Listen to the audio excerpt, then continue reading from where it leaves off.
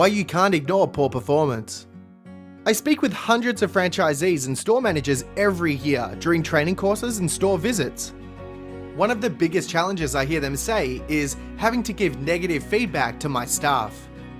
Most franchisees or managers find this type of feedback confrontational, so prefer to ignore it and hope it improves on its own. Sorry, this is not going to happen. Other reasons to not give feedback include not having time to have the conversation. What if they get upset and leave? And it's not that bad, they're normally pretty good. Unfortunately, this was reinforced when I read a recent article from Harvard Business Review that found, according to a 2016 survey from Interact, that 69% of managers said that they're often uncomfortable communicating with employees. Over a third of these managers said that they're uncomfortable having to give direct feedback about their employees' performance if they think that the employee might respond negatively to the feedback.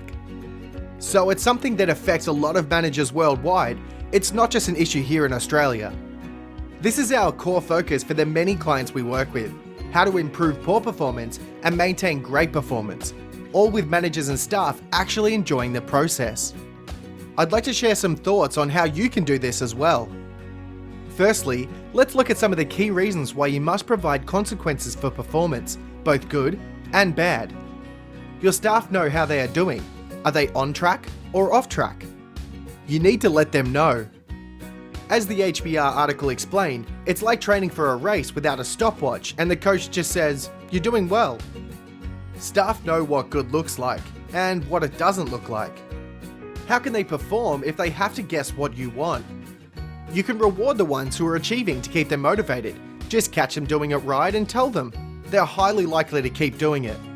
You can help the ones who are struggling. As I've said, most staff want to do a good job, so I believe most want to know if they can improve. If there are so many great reasons to do this, what stops us?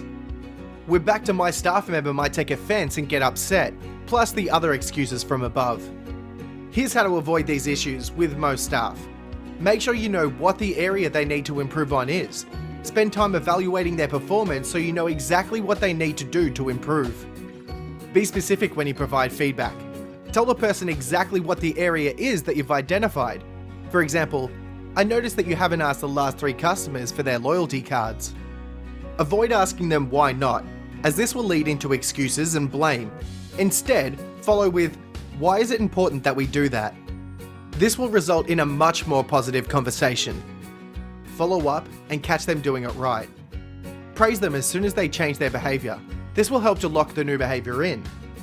The above 4 steps can take as little as 1 to 2 minutes, so the excuse of not having time is irrelevant.